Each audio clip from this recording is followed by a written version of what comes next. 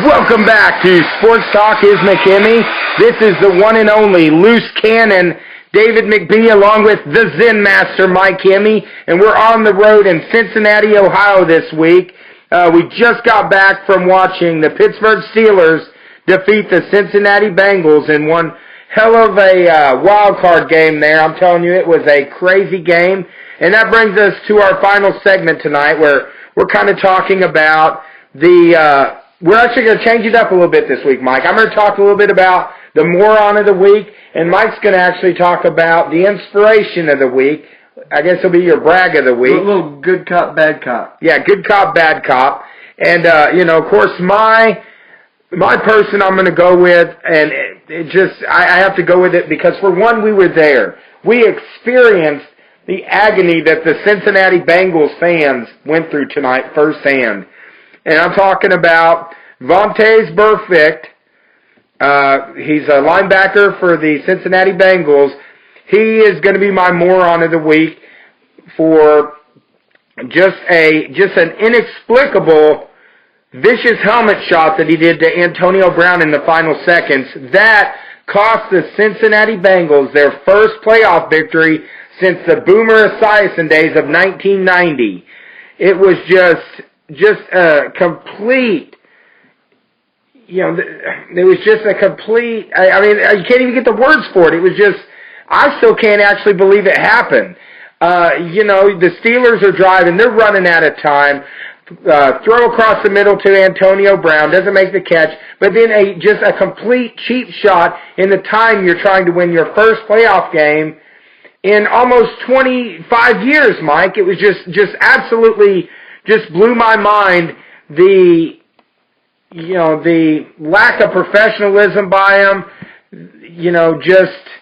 it's one of those what was you thinking moments. This doesn't come very often, and that's why I'm having problems getting words to it. And I could imagine how Bengals fans feel. When we were leaving the field, the Bengals field players were just crying on the sidelines. The fans were just so distraught because just 5 minutes earlier, Burfict made a play that was going to win them their first game. To see someone go from hero to GOAT in less than 5 minutes and to make such a terrible, terrible shot on Antonio Brown when the ball wasn't even catchable. Why do you do something like that?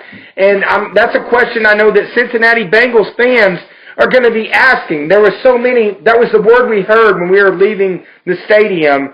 Bengals fans, we could hear them, the ones that was not heckling me. We heard a lot of words. Yeah, there was a lot of them that we cannot say here. The FCC, we're already on their radar list because our ratings are so high. They'd come after us if we start using too many vulgarities. But, the words that was coming from the fans was, why? Why? Just scratching their heads.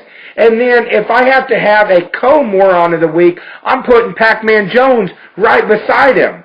The Cincinnati defense with Jones and him just completely falling apart at the end of the game.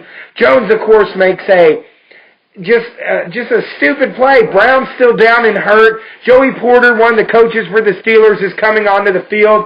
Would not surprise me if Porter said some stuff that the ref didn't catch that caused the reaction. But then for him to push a coach that's on the field, just a complete meltdown. And Pac-Man Jones, who has had so many problems throughout his career, looked like, during the game, we were talking to each other during the game and saying, is Pac-Man Jones, is this going to be where he kind of turns around his legacy? Instead, he just took his legacy, flushed it down the toilet, and that is the reason why, plays like that is the reason why they're the Cincinnati Bengals, and they've gone since 1990 without winning a playoff game. And honestly, the fans, the players, the coaches, the organization deserves better. And if it's going to be that messed up, Marvin Lewis has got to go. Someone has got to answer for this epic collapse, not just, making football plays, but just losing their mind and not having any mental focus at all. Just a complete embarrassment for the Cincinnati Bengals, Mike. All right, Dave, and I'll add quickly to that the Pac-Man Jones things, the Pac-Man Jones penalty never happens if the first, the cheap shot doesn't happen first. So, just one moron after another on that play. But watching the earlier game, what struck me, rather than just looking at some moronic behavior, I look at what really is an inspirational story. Eric Berry, Kansas City Chief, free safety, coming off of a year in which he had Hodgkin's lymphoma. He had cancer last year. Had to sit out the whole year. Receive treatments for it. The cancer is gone. He comes back this year, and not only is he the leader of that defense once again, but he earns a trip to his 4th Pro Bowl. He's an All-Pro once again, and when I say All-Pro, I don't just mean on the field, because he is obviously the top-rated free safety in all of football, but he's one of the reasons that in the locker room that the Chiefs have been able to take what appeared to be a broken season and turn it into one of the best stories of the year, which is pretty much the opposite of what we just saw with the not the Cleveland Browns, but the Cincinnati, as you said, Bungles, Dave. In a much larger picture, Barry is the anti-Pac-Man. And so I just feel like, got to give a shout out to him. And there's one other thing that I noticed in the game, now that I've gotten that out of the way, is I also, Dave, I found while watching that game between the Texans and the Chiefs, the best name in all of sports. And what would that be, Mike? Linebacker for the Houston Texans, Whitney Merciless. Could there be a better name for a linebacker than Merciless? I don't think so. So, those are my positives to the negative as we sort of try and put the yin and the yang together for this segment of the show.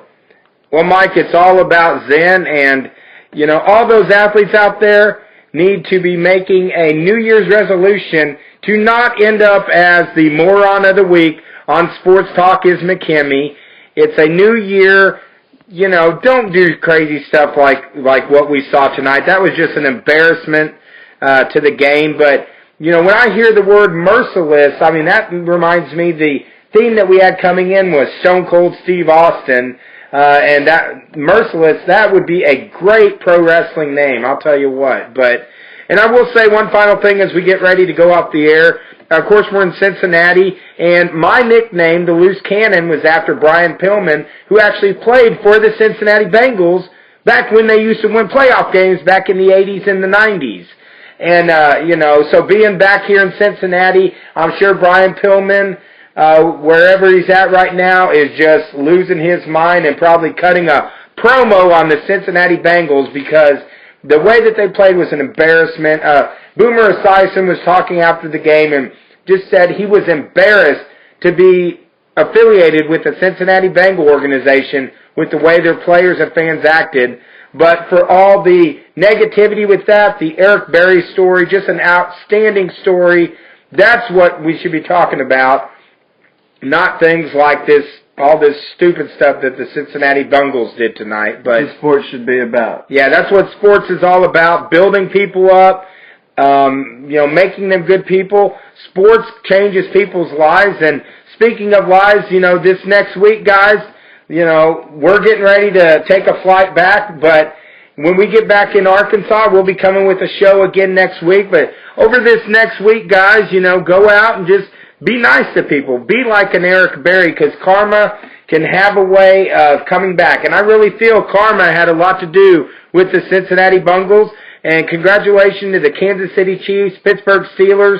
We got some more exciting football coming. And in the future, we're going to have the Arkansas Tornadoes. That football season is just a little over a week away. When we get back into Arkansas tomorrow, we're actually going to be attending a tornado practice. So we're looking forward to seeing some more football. And we're always looking forward to bringing the very best in sports here on Sports Talk is McKimmie.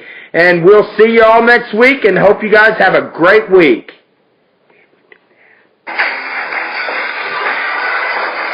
Sports Talk is McKimmie, sponsored by SRE Enterprises. Sports Talk is McKimmie is produced by the Zen Master Mike Himmie. Sports Talk is McKimmie is filmed at SRE Enterprises in Cincinnati, Ohio.